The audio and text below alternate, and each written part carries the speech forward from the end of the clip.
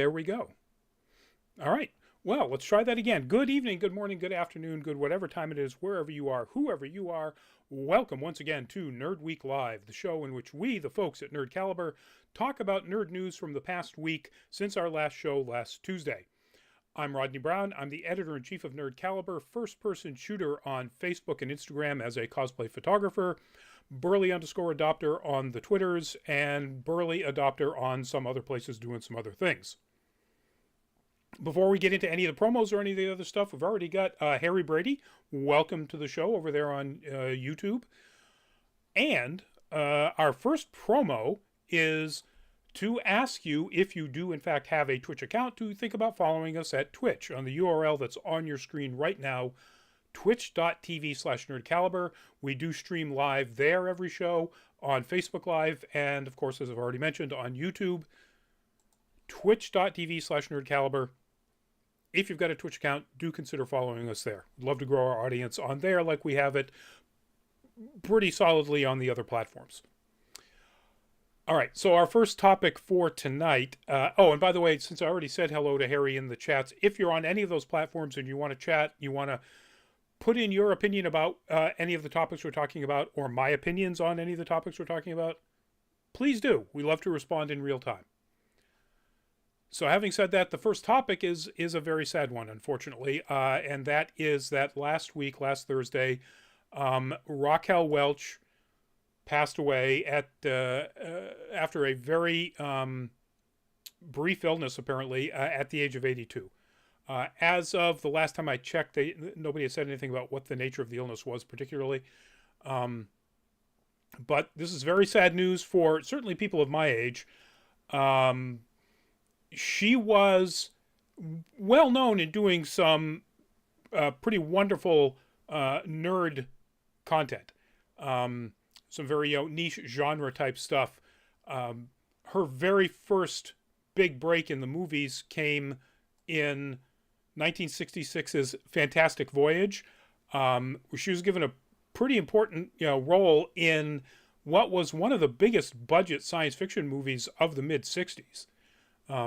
It still holds up reasonably well. It's obviously 1960s special effects. It's her first role, and so her job is mostly there to be gorgeous. But she does have some dramatic work that she has to perform, and it's not bad.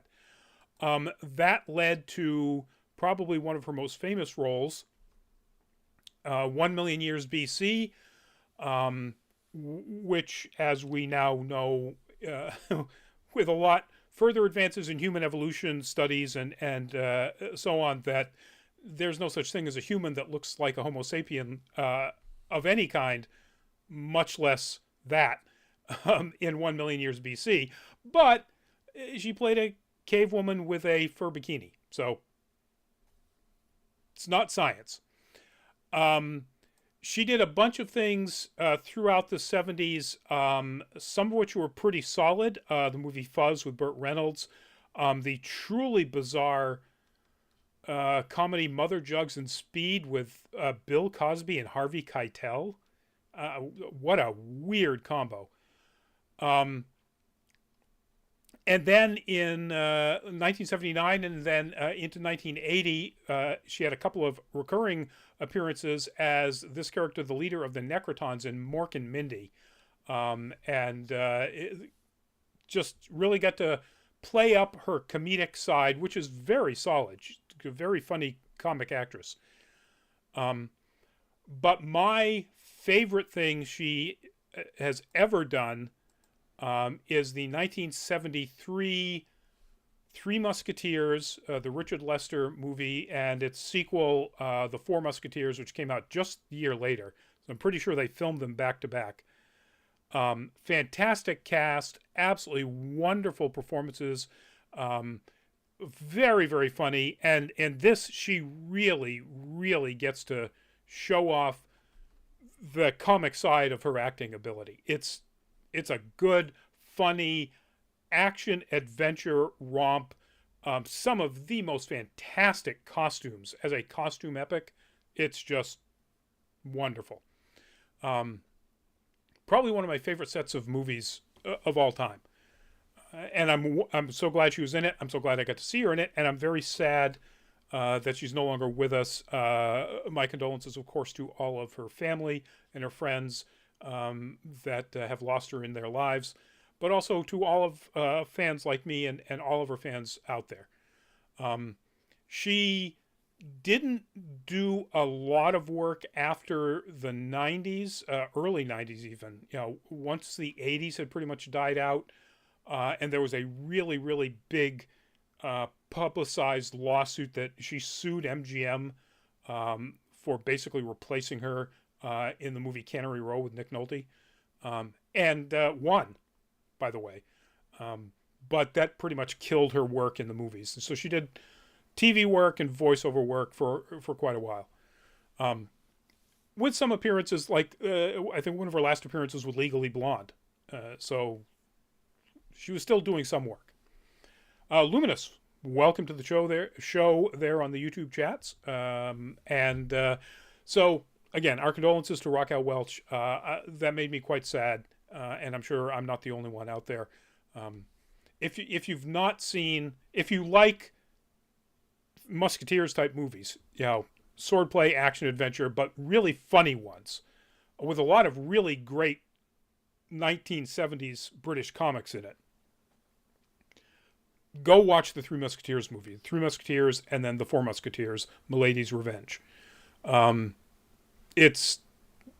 both top tier films. And probably the best things you're going to watch Raquel Welch in, I think. All right, moving on. This is obviously David Harbour from the 2019 reboot of Hellboy.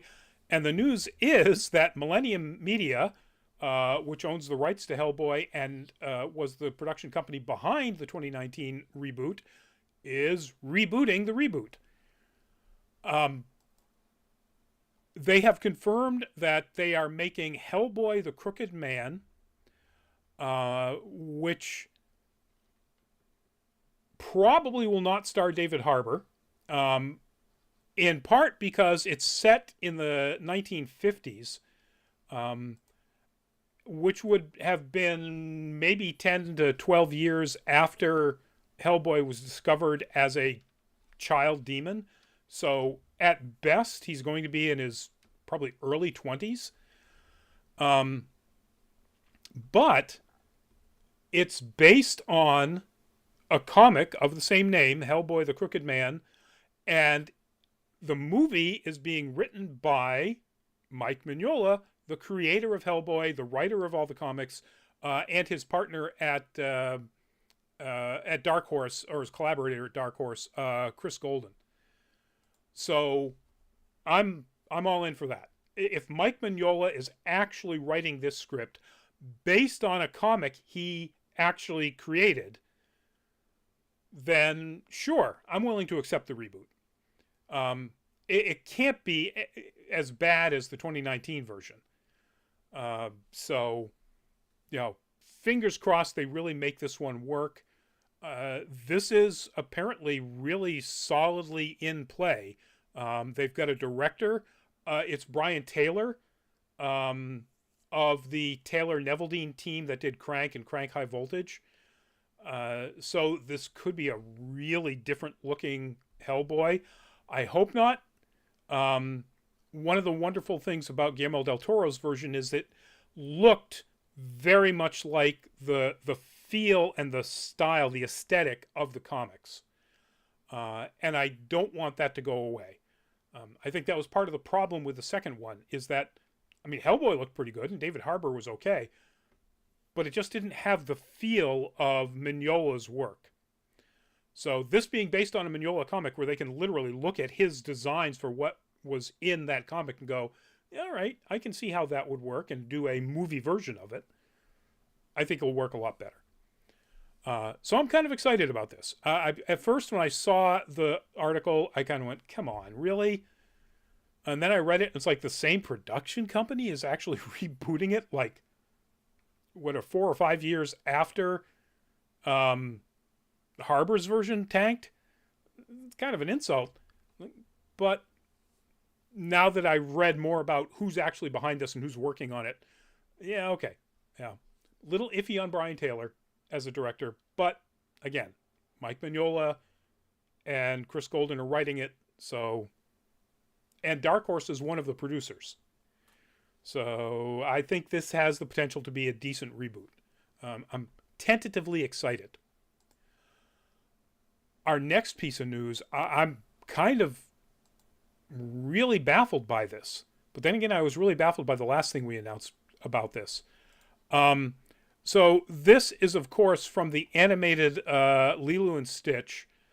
And the news here is that we've talked about the fact that there's going to be a live action remake of this. The news is they have cast Zach Galifianakis from his own comedy interview series Between Two Ferns, from, of course, the Hangover movies, from the FX series Baskets. In this movie, it's the first announced casting they've made for this movie, which means he's got to be playing something really important, and I can't think for the life of me of a role that he would fit. Unless he's going to be doing the voice of Stitch, who doesn't really say anything understandable through most of the movie. So I don't know.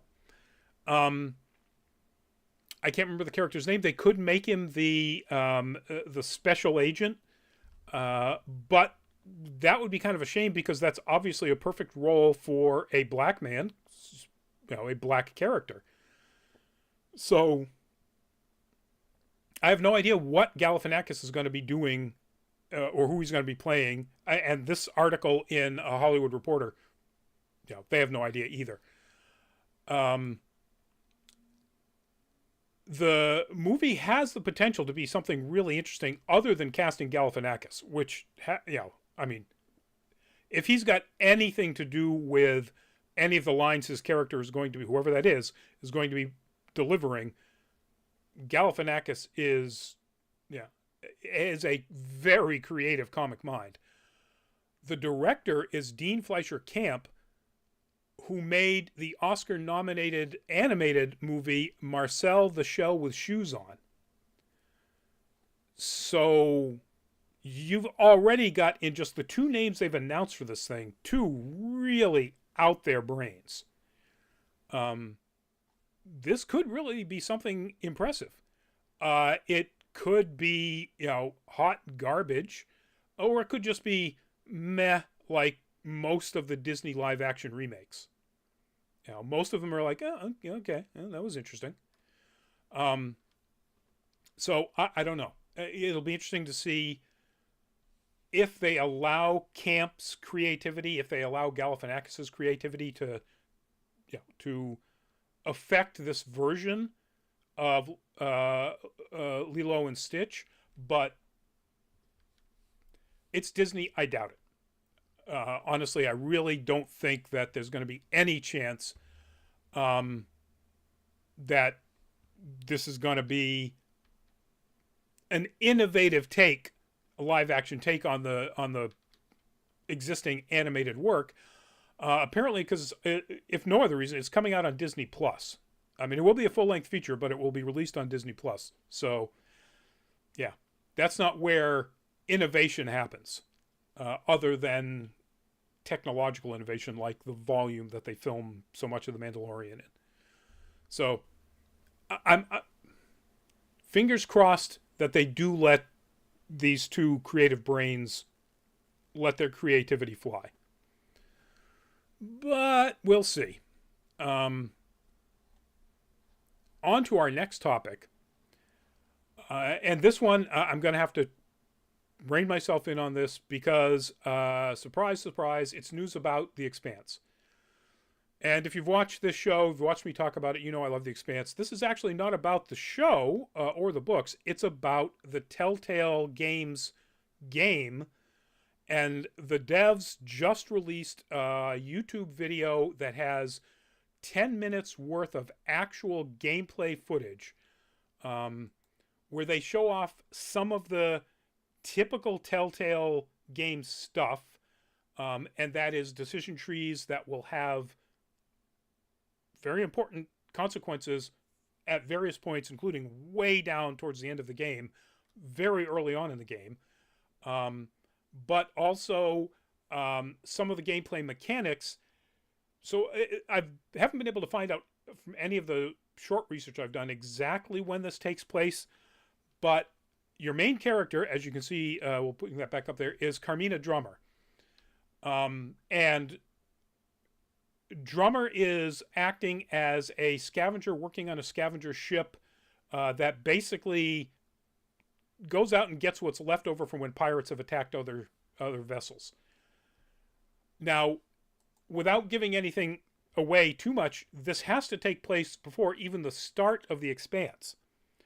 Because at the beginning of The Expanse, Drummer is an experienced veteran in the OPA, the Outer Planets Alliance, the basically asteroid belt and outer moons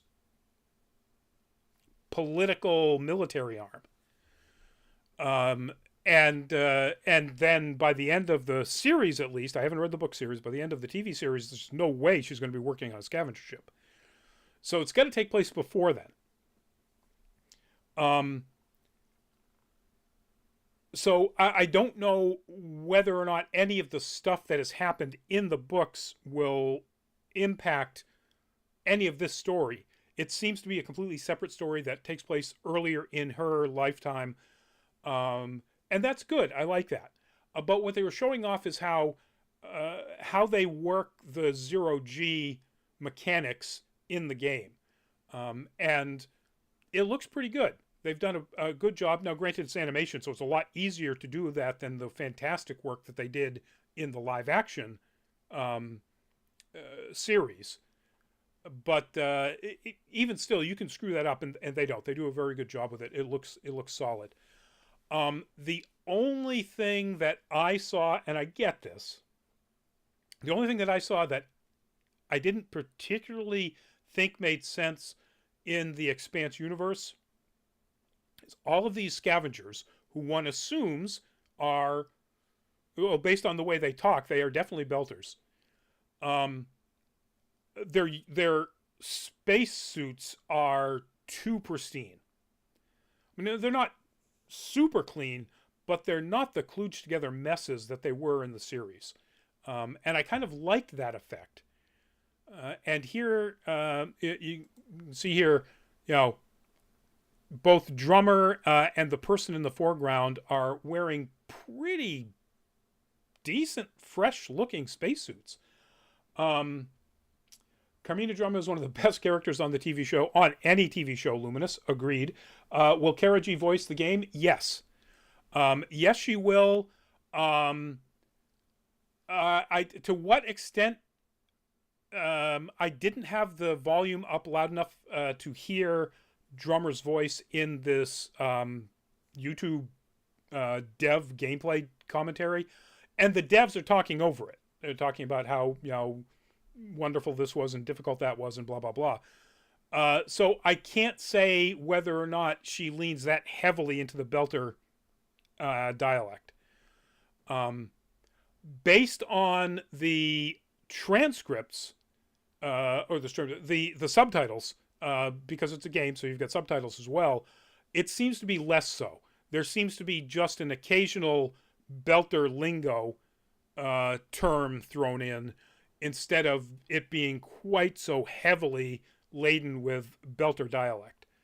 And if that's the case, I am accepting of something that I kind of wish was actually more consistent with the show.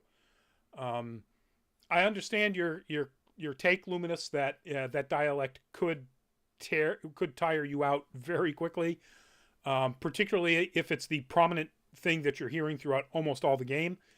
But I also really like the commitment to, okay, I'm kind of watching a foreign language TV show at this point, and yay for the TV show makers for committing to that.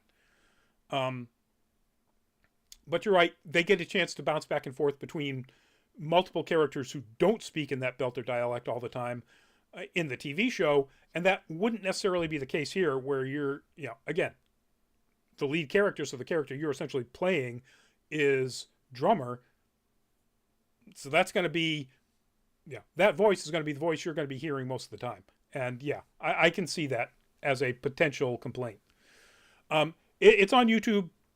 Go check out the dev gameplay commentary, The Expanse, a Telltale series, and search for that. And maybe you can hear more than I did whether Kara G is going to be really honing in on that same dialect like she did in the series, in the TV series. But it looks great. At the end of the video, it's the devs say coming very soon. But we don't have an exact date. According to this article in Polygon, apparently the expected release date is sometime this summer. So that would be cool. I might have to pay like first run, not wait until it comes out on a Humble Bundle deal for this game. And I almost never do that, but I love The Expanse. You all know I love The Expanse. So fingers crossed it does make it out this summer. Hopefully not too late into the summer. And fingers crossed I decide that I'm going to bite the bullet and actually pay full boat. All right. Moving on to our next topic. This is, of course, from the upcoming Super Mario Brothers movie, but the news is actually about Super Nintendo World. And right on the eve of a Super Nintendo World opening up at Universal Studios Hollywood, they finally announced that Universal Orlando Resort will be getting a Super Nintendo World as well, which even they described as probably the worst kept secret in all of theme park world or history. They announced that they were shutting down a whole bunch of different parts of Universal Orlando back in 2019. Was it 2019? Hold on, let me look here. Last year. So in the fall of 2022, they announced that they were going to be closing down Fievel's Playland, Woody Woodpecker's Nut House Coaster, Curious George Goes to Town, DreamWorks Destination, and Shrek and Donkey's Meet and Greet for, quote, a new family entertainment. And pretty much everybody just went, oh, yeah, okay, Super Nintendo World is going to Orlando in addition to Hollywood. Yay. And it turns out, yes, that's exactly what's going on. All of those previously mentioned entertainments or attractions are gone as of January 15th. So they are probably going to start working on, they're probably already tearing those down, and they're probably going to start working on putting up the Super Nintendo World there pretty quickly. I don't think it says here when they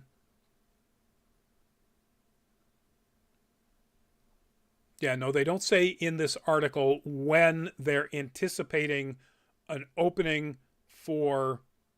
Oh, no, it does. Expected to open in 2025.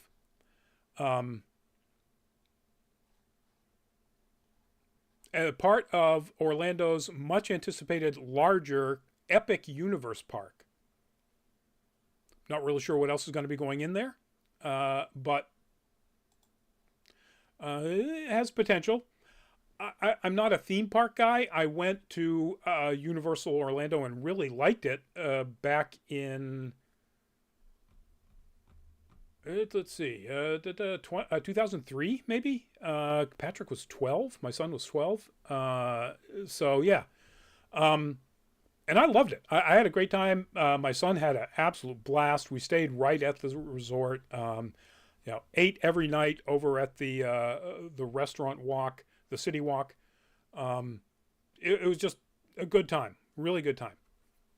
So I really like Universal Orlando. It's a fun place. But that's the only time I've been to one of those big resorts, and I honestly, I've done it once. That's cool. Which isn't to take away the fact that it was really fun. And, there are a lot of people who do this.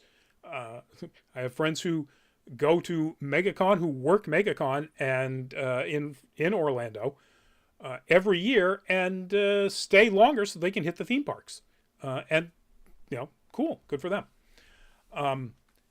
So I'm sure they're going to really like this. And anybody who is, in fact, a Nintendo fanboy or fangirl or fan person, this is for you. All right. This one is kind of for me. We talked last week about how the sequel to Constantine is, in fact, going to happen. Well, Akiva Goldsman, the producer behind that and behind Will Smith's I Am Legend, is confirming, as part of an announcement where his production company has signed a multi-year first look deal with Warner Brothers. So if he's got a movie, Warner Brothers has the first crack at it.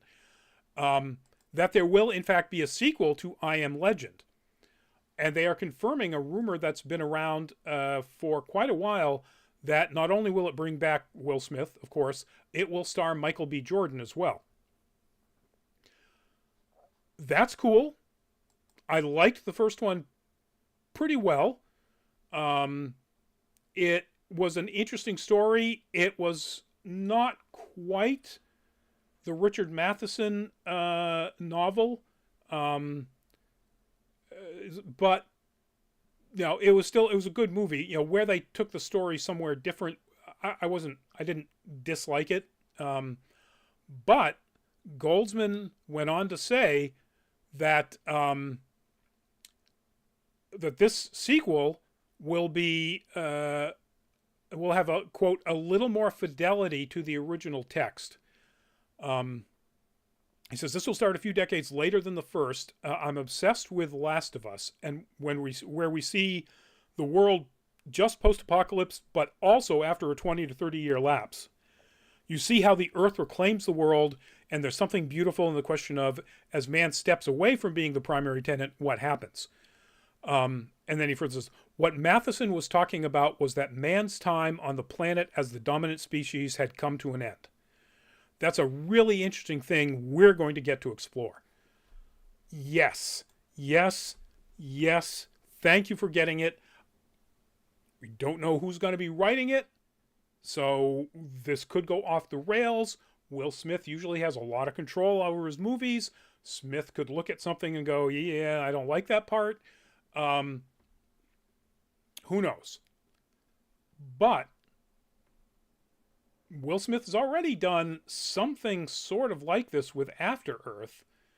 So I don't think he's going to be have any objections to the sort of thematic idea of, what will it be like for the last few people left on Earth when humans are no longer the dominant species. So if that's the case, I'm really looking forward to this. This already has, as I recall, see if I can find it, scroll down through here. No, there must be something else that we're going to be talking about later on. I thought this already had a date, but it doesn't. And in fact, he's just announcing that it's a thing. Since he's announcing Michael B. Jordan's participation, apparently deals have been signed, but we don't know directors and and the scriptwriter and so on. So I'm thinking 2025 at the earliest, but maybe they can zip it right along. And again, I really like the idea that they're going to do a little bit more exploration of Mathis's themes of the original book than they did in the sort of more action survival story that was the first Will Smith I Am Legend. So look forward to that. We'll have more on this as they announce more stuff, because I like this idea a lot. All right. Here's one. Well, first off, that is the amazing Mink the Satyr cosplay, cosplaying as her take on the wonderful, wow, just completely lost the name of the dragon. I can think of Hiccup and Toothless. There we go. Wow. And I was just researching this earlier. So, yeah, as Toothless. And the news is that, I guess because it works for Disney, Harry says, I do know that they are making a live-action remake of Disney's Lilo and Stitch. Yes, they are. And like I said, it could be really weird. I wouldn't bet your house on it. Universal and DreamWorks Animation has decided they are going to be jumping in on the live-action bandwagon and making a live-action How to Train Your Dragon. This is the one that does have a date. It is going to come out March 14th, 2025, apparently.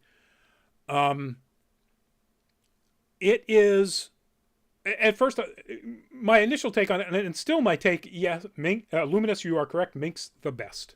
Mink the Satyr is fantastic. Wonderful person, wonderful creative. But, so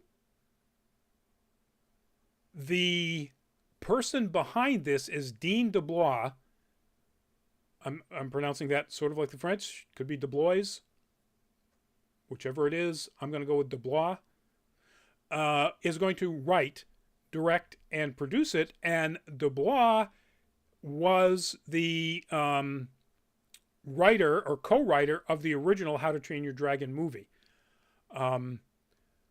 Was also the co-writer and director of what we've just mentioned, Lilo and Stitch, and was a co-head of story creation for Mulan. So having the person who co-wrote and co-wrote the original animated version, writing, producing, and directing the live-action version makes me a little less worried about this. But I'm not sure why. The dragons are going to have to be animated. You're going to have an animated look that satisfies something that looks realistic enough to work against live human actors and not look like the first draft of the animated Sonic the Hedgehog. And I'm not sure they can pull that off. They can't have them just look like the actual animation from the animated version, because why would you make that? Who are they going to cast? I mean, you can't get a better Hiccup than Jay Baruchel as the voice actor. Just, anybody who does it is going to be compared to Baruchel's work, and that's going to be tough. He is a fantastic comic actor and comic voice actor, and relatively serious actor. He has a small, pretty serious part in Nick and Nora's Infinite Playlist, Michael Cera and Kat Denning. Like surprisingly macho kind of character. Harry, I'm really excited to see David Harbour return as Hellboy and Hellboy the Crooked Man. Harry, I don't think Harbour's coming back. The movie is set in the 1950s, which would be about 10 to 12, maybe 13 years after they found Hellboy in World War II. So, at best, he's going to be early 20s.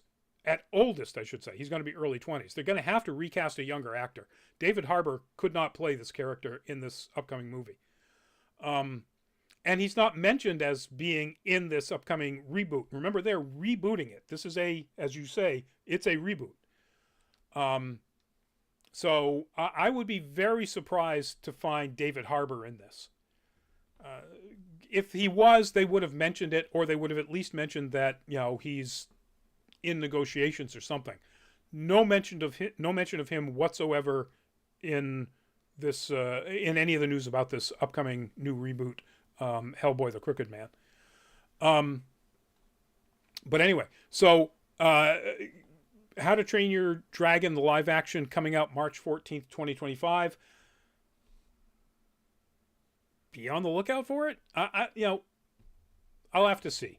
I'll have to see when they show the first teasers of it, when they announce who's directing it, who Hiccup is going to be, what the animation of the dragons look like, all of that.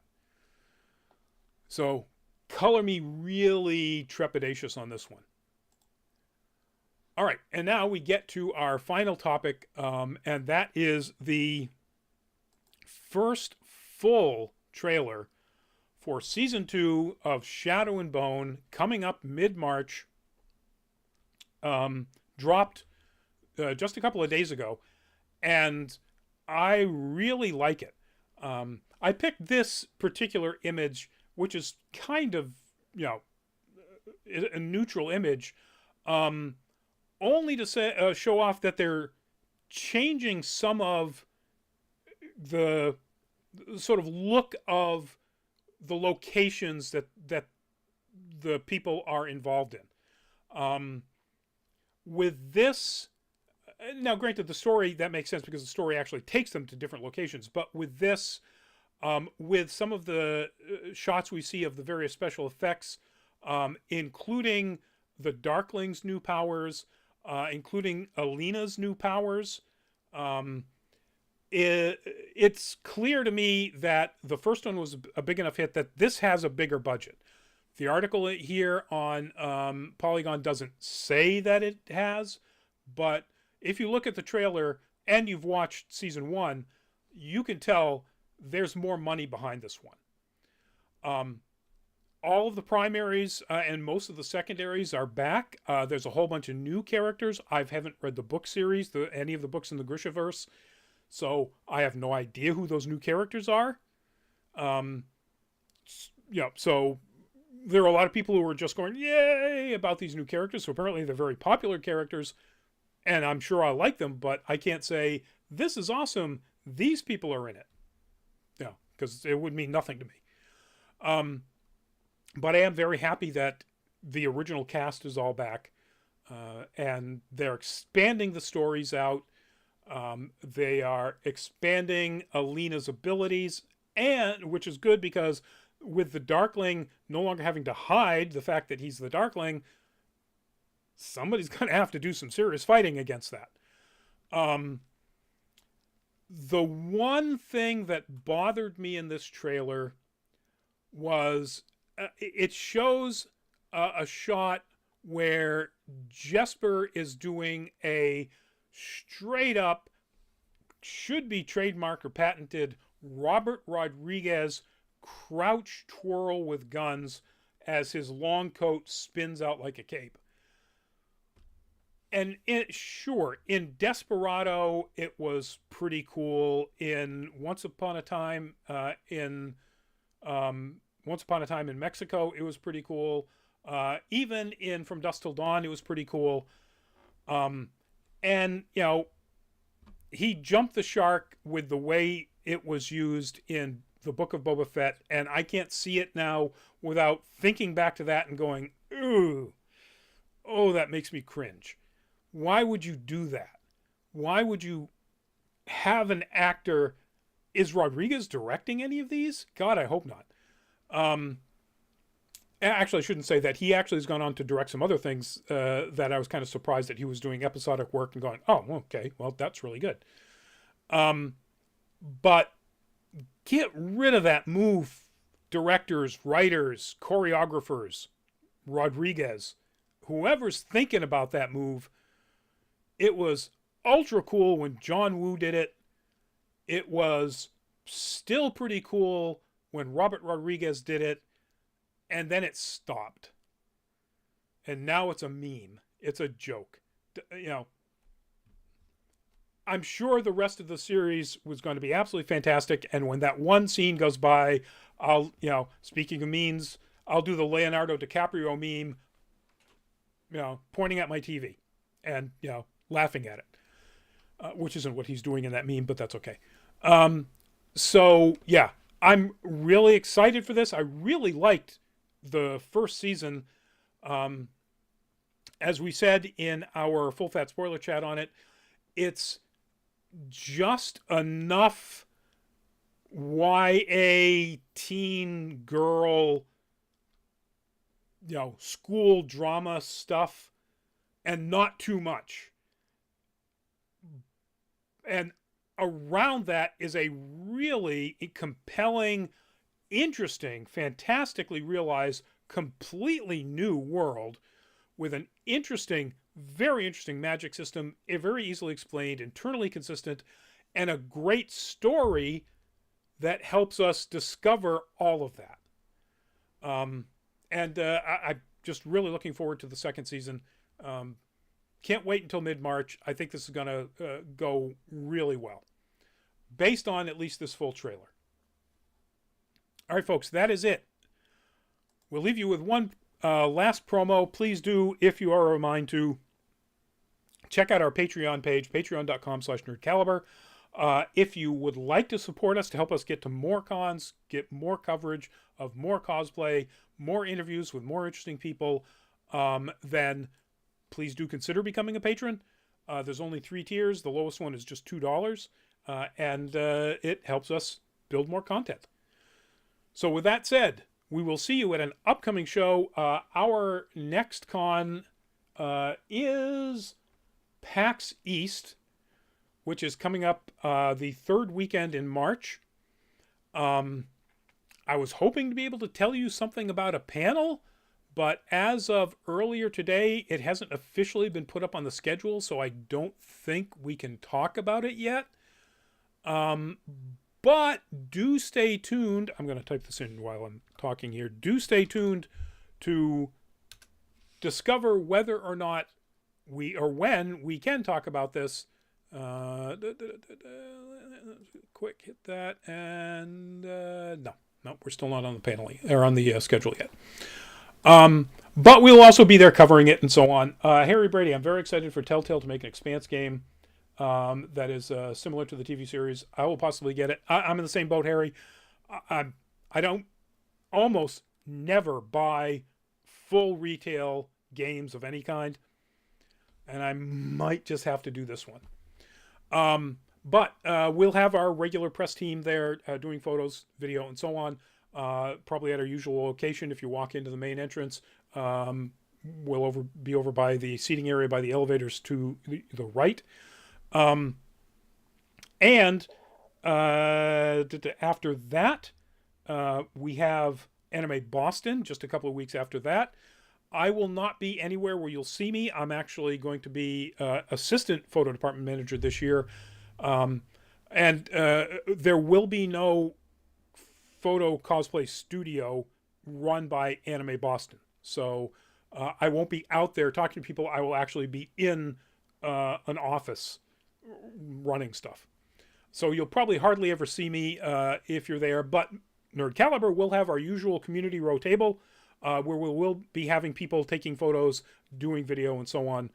So check us out there in community row at Anime Boston.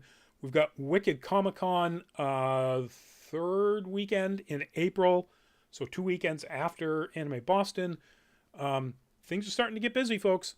And stay tuned for more announcements about more interesting things that we will be doing here at Nerd Caliber. Well, potentially at other places as Nerd Caliber. So with all that, also, by the way, folks, do please stay safe. As I've been saying since this pandemic started, and no, it's not over. Sorry, Joe. You're a great guy. Love the fact that you went to Kiev completely unannounced, in the middle of a freaking war zone, a U.S. president. But the pandemic isn't over. So please, folks, if you're in a large crowd, particularly a convention, wear a mask all the time. It's just smart. And if you haven't, get that bivalent booster.